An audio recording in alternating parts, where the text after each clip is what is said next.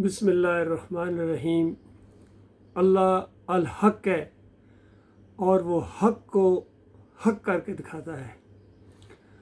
ये देखिए, पिछले दिनों में ये मशहूर सहाफ़ी इरशाद भट्टी साहब ने इंटरव्यूज़ लिए हैं कुछ स्कॉलर्स के, जो मुसलमानों के अंदर ज़रा मुकर्रर टाइप समझे जाते हैं और सोशल मीडिया के ऊपर बहुत एक्टिव भी हैं। उन्होंने शुरू किया अली इंजीनियर साहब से, फिर तारक जमील साहब का इंटरव्यू लिया, मुफ्ती तारक मसूद साहब का इंटरव्यू लिया, पापा जानी के इंटरव्यू लिए, और सब में एक ही बात मुश्तरक पाई जाती है कि इनकी अकाबरीन की किताबों के अंदर जो ऐसे अजीबो गरीब वाक़यात मौजूद हैं जो शिर्क के दरवाज़े न सिर्फ खोलते हैं बल्कि शिर्क के नज़रियात को पूरी तरह उम्मत मुसलमान के अंदर वो इंजेक्ट कर रहे हैं। और तबलीशी निसाब जो बड़ी मशहूर किताब है, और इसके ऊपर ज़करिया साहब ने एक बहुत बड़ी जमात, मनज़्ज़म जमात पूरी दुनिया में जो काम कर रही है, उसके बड़े बड़े उलमा हैं इसके अंदर, और दूसरे देवबंद के उलमा की भी सपोर्ट उनको हासिल है। ताकि डॉक्टर इसरार जैसे आदमी भी कहते रहे हैं कि कुछ ना कुछ है इसके अंदर, और कितने और उलमा हैं जो इसकी तायद करते हैं, इनके साथ चिल्ले लगाते हैं। उस किताब के कितने शिरकिया वाक़यात इरशाद भट्टी साहब ने तारक जमील साहब के सामने रखे, तारक मसूद साहब के सामने रखे,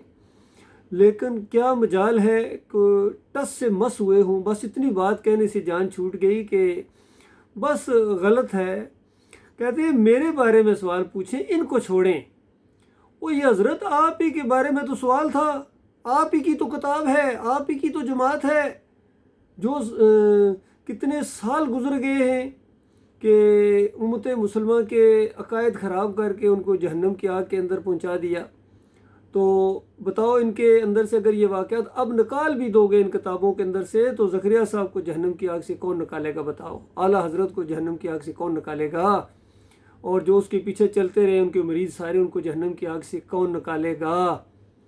और इतना शिरक साबित होने के बाद इरशाद भट्टी साहब अगर अली इंजीनियर साहब से सवाल करें, और करना चाहिए,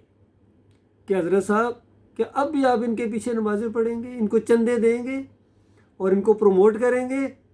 और कभी कभी ये भी कह देते हैं कि हम उसने ज़न रखते हैं। अच्छा, उसने ज़न रखते हैं, शिरक और कुफ्र करने वालों को अपना इमाम बनाते हैं,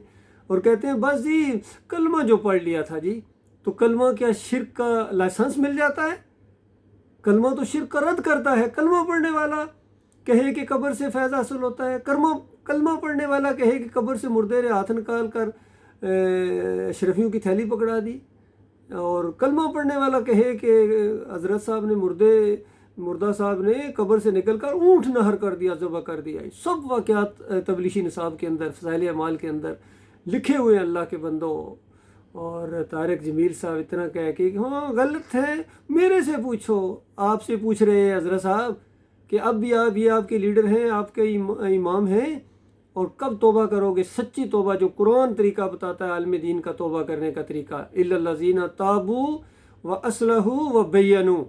कि जो तौबा करें, अपनी इस्लाह करें और फिर उसको बयान करें। बिल्कुल उसी तरह जिस तरह चंद दिन पहले एक किसी पादरी के बारे में आया कि उसने जब इस्लाम कबूल किया तो उसने सारी जितनी मूर्तियाँ थीं,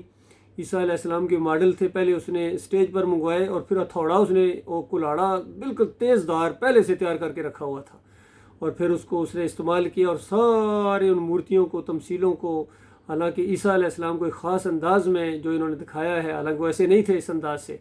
तो उनकी मूर्तियाँ थी, उसने कुल्हाड़े के वार करके इस तरह तोड़ा जिस तरह कभी इब्राहीम अलैहिस्सलाम ने अपने दौर में उन मूर्तियों को तोड़ा, या कुछ अल्लाह के बंदों ने इन डोलियों को और इन मज़ारों के ऊपर जो बड़े बड़े इन्होंने लगा लिए होते हैं अपने अजीब किस्म के यादाश्तें, कि हज़रत साहब ने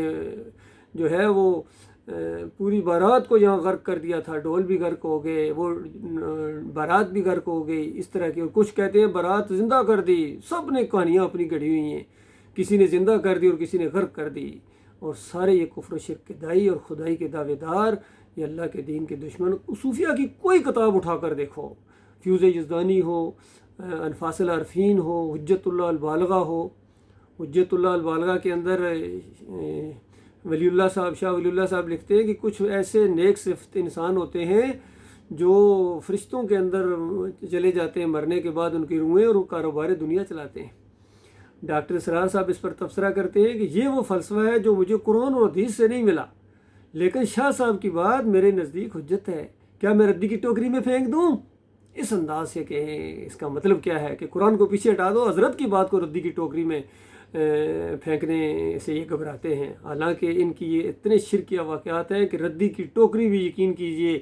شرمائے اگر ان کے اندر ان کے یہ سارے ملفوظات پھینک دیے جائیں، ساری صوفیوں کی کتابیں، سارے کشف المحجوب ہو، یہ جتنی بھی اتنی شرکیہ کتابیں، اور اس کے بعد انبیاء کے اوپر ایسے الزامات سو شکر کے عنوان سے اس علی جویری نے لگائے ہیں جن کی نشاندہی کی ہے علی جنیر صاحب نے، اور یہ جو تھانی رسول اللہ کے کلمے پڑھائے، چشتی اور رسول اللہ کے کلمے پڑھوائے، انہوں نے سب نے اسی طرح کے معاملات کیے ہیں، اور ان کے پیچھے علی انجینئر صاحب کہتے ہیں ہم نمازیں پڑھتے ہیں۔ اچھا، اور یہ واقعات جو آج تم بتا رہے ہو لوگوں کو، یہ ابھی آپ پیدا بھی نہیں ہوئے تھے جب ڈاکٹر مسعود الدین عثمانی رحمۃ اللہ علیہ نے ایمان خالص قسط اول کے اندر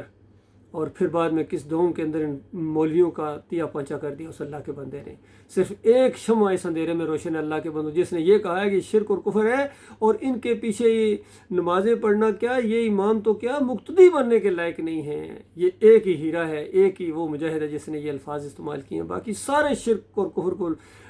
لے کے چلتے ہیں، ان کے ساتھ ساز باز ہے، یہ سارے کے سارے اندر سے ملے ہوئے۔ اللہ کے بندو، عوام اپنی آنکھوں کھولو، اور یہ تمہاری دنیا کو بھی خراب کر رہے ہیں، تمہاری آخرت کو بھی خراب کر رہے ہیں، یہ اپنی دنیا بنا رہے ہیں، ان کے بچوں کے مستقبل، ان کے بینک اور بیلنس دیکھو، جس طرح ارشاد بھٹی صاحب نے ان کے کتنے بینک بیلنس کا وہ اظہار کیا ہے، ثبوت دیے ہیں، عقل حیران ہے کہ یہ کتنے زیادہ اندر سے کرپٹ، مذہبی کرپٹ ہے، اور کتنا مال اور دولت، یہ سارا ان سے لو اور پاکستان کے قرضے اتارو، یہ جتنے ہیں سب کے، اس کے بعد ان سب مزاروں کو گراؤنڈ کرو، اور پیروں اور مولویوں کا بالکل اسلام کے اندر کوئی دخل نہیں ہے، بلکہ اسلام کو بگاڑنے میں ان کا کردار ہے، بر صغیر میں اسلام بگاڑنے میں صوفیہ کا کردار۔ اب یہ چیپٹر لکھے جائیں گے۔ اللہ کے بندو، میں آپ کا بھائی ہوں، میں کوئی مولوی نہیں ہوں، میں کوئی پیر نہیں ہوں، میں آرمی افسر ہوں الحمدللہ 7 پنجاب ریجمنٹ سے، اور اپنے بھائیوں کی خیر خواہی اور جان ہتھیلی پر رکھ کے میں اپنے بھائیوں کو یہ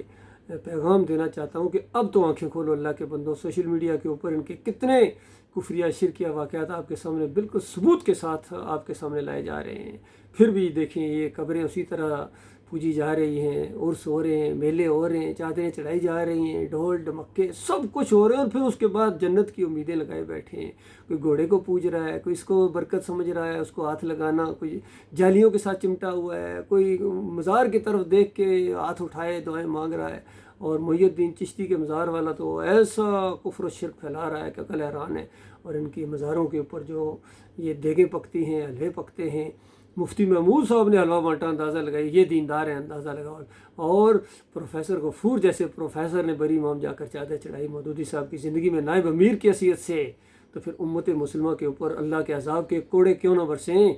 اللہ کے بندو، یہ شرک ہے جس نے اللہ کی رحمت کو روکا ہوا ہے۔ جب تک اس شرک سے توبہ نہیں کرو گے تمہارا کوئی ایمان، کوئی عمل، کوئی اللہ کے ہاں قبول ہونے والا نہیں ہے۔ اللہ تعالیٰ غور و فکر کرنے کی توفیق عطا فرمائے۔